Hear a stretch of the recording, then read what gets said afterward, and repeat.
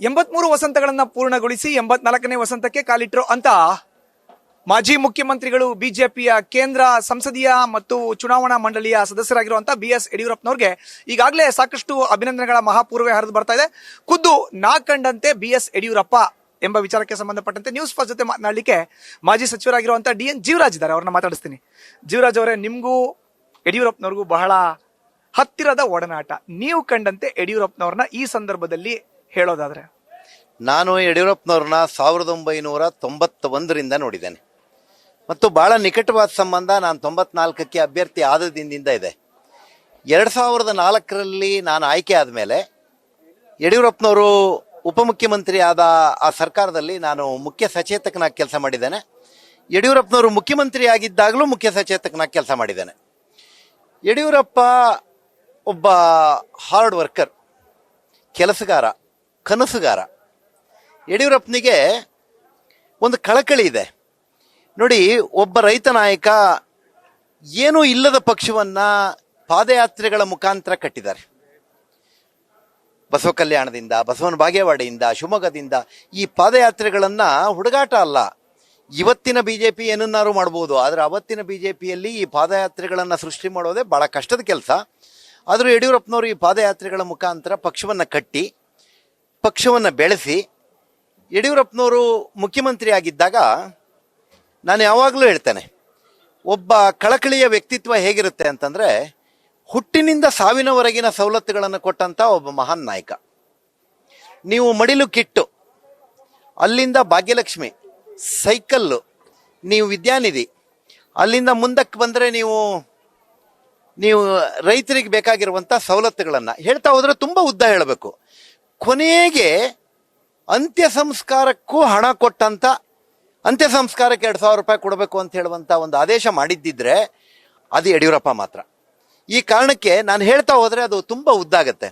ಹುಟ್ಟಿನಿಂದ ಸಾವಿನವರೆಗಿನ ಸವಲತ್ತುಗಳನ್ನು ಕೊಟ್ಟಂತ ಒಬ್ಬ ಕೆಲಸಗಾರ, ಕನಸುಗಾರ. ನಾನು ಹಾಲಪ್ಪನವರು ಮತ್ತು ರೇಣುಕಾಚಾರ್ಯ ಒಂದಿನ ಅವರ ಒಂದು ಬರ್ತ್ಡೇನಲ್ಲಿ ಅವರು ಮುಖ್ಯಮಂತ್ರಿ ಆಗಿದ್ರು. ಆಂಜನೇಯನ ದೇವಸ್ಥಾನಕ್ಕೆ ಹೋಗಿ ಬರ್ತಾ ರೈತ ನಾಯಕರಾಗಿ ರೈತರಿಗೆ ಏನಾದರೂ ಕೊಡ್ಬೇಕು ಸರ್ ಅಂತ ಕೇಳಿದ್ವಿ. ನಿಮ್ಮ ಹುಟ್ಟುಹಬ್ಬಕ್ಕೆ ಗಿಫ್ಟ್ ಕೊಡಿ ಸರ್ ಅಂತ. ನೀವು ಕಲ್ಪಿಸ್ಕೊಳಕ್ ಸಾಧ್ಯ ಇಲ್ಲ. ನಮ್ಮ ರೂಮಿಗೆ ಹೋಗಿ TV ಹಾಕಿದ್ರೆ ರೈತರಿಗೆ 10,000 ರೂಪಾಯಿ, ಪ್ರತಿ ರೈತರಿಗೆ ಪಾಣಿ ಇದ್ರೆ 10,000 ರೂಪಾಯಿ ಈ ಕೊಡುಗೆಯನ್ನ ಕೊಡ್ತೇನೆ ಅಂತ ಹೇಳುವಂತದ್ದನ್ನ ಹೇಳಿದ ಮುಖ್ಯಮಂತ್ರಿ. ಅಂದ್ರೆ ನಾವೊಂದು ನಿಮ್ಮ ಹುಟ್ಟುಹಬ್ಬಕ್ಕೊಂದು ಗಿಫ್ಟ್ ಕೊಡಿ ಸರ್ ರೈತರಿಗೆ ಅಂತ ಹೇಳಂದ್ರೆ 10,000 ರೂಪಾಯಿ ಕೊಡ್ತೇನೆ ಅಂತ.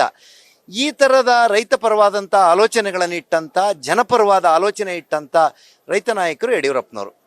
ಯಡಿಯೂರಪ್ಪನವರು ದಕ್ಷಿಣದ ಭಾರತದಲ್ಲಿ ಭಾರತೀಯ ಜನತಾ ಪಾರ್ಟಿಯನ್ನ ಕಟ್ಟಿ ಬೆಳೆಸೋದ್ರಲ್ಲಿ ಬಹಳ ದೊಡ್ಡ ಪಾತ್ರ ವಹಿಸಿದ್ದಾರೆ.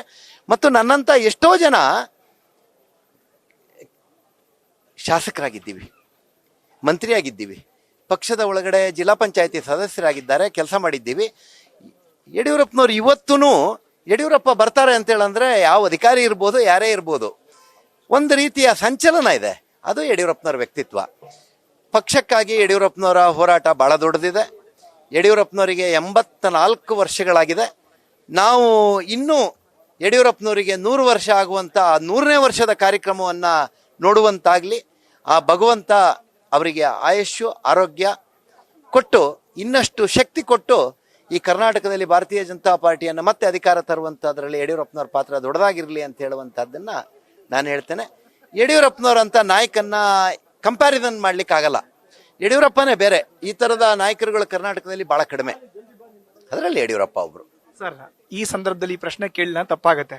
ಒಂದ್ ಕಡೆ 84 ವರ್ಷ, ಮತ್ತೊಂದ್ ಕಡೆ ರಾಜ್ಯ ರಾಜಕಾರಣದಲ್ಲಿ ಸಾರ್ಥಕ 50 ವರ್ಷ ಪೂರೈಕೆ ಮಾಡಿದ್ದಾರೆ. ನಾನು ಹೇಳದ್ನಲ್ಲ, ನಾನೇ 91ರಿಂದ ಅವ್ರ ಜೊತೆ ಇದೇನೆ ಅಂತ ಹೇಳಂದ್ರೆ ಅದಕ್ಕಿಂತ ಹಳೇದು.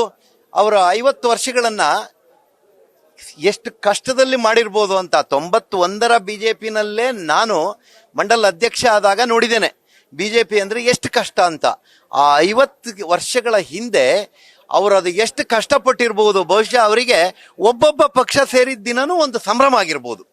ಒಬ್ಬೊಬ್ಬನ್ನ ಸೇರಿಸೋದು ಮಾಸಲ್ಲ, ಒಬ್ಬೊಬ್ಬರನ್ನ ಸೇರಿಸಿದಾಗಲೂ ಅಷ್ಟು ಕಷ್ಟಪಟ್ಟು ಸಂಘಟನೆಯನ್ನು ಕಟ್ಟಿದ್ದಾರೆ. ಮತ್ತು ಆ 50 ವರ್ಷಗಳ ಅವ್ರ ಹೋರಾಟ ಇದೆಯಲ್ಲ, ಅದು ಕಡಿಮೆಯ ಹೋರಾಟ ಅಲ್ಲ, ಆ ಸಾರ್ಥಕ ಹೋರಾಟ 50 ವರ್ಷ ಮುಗಿಸಿದ್ದಾರೆ.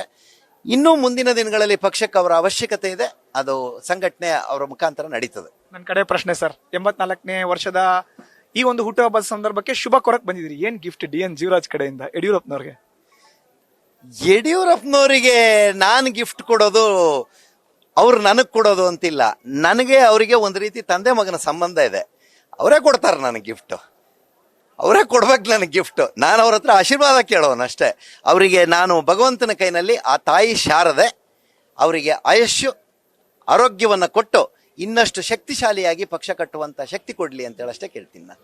Thank you sir. ಇದು ಒಟ್ಟಾರೆ DN ಜೀವರಾಜ್ ಅವರ ಮಾತು. ಕ್ಯಾಮರಾ ಪರ್ಸನ್ ಲಿಂಗಣ್ಣ ಜೊತೆ ಮಧುಸೂದನ್, ನ್ಯೂಸ್ ಫಸ್ಟ್ ಕನ್ನಡ, ಶಿಕಾರಿಪುರ.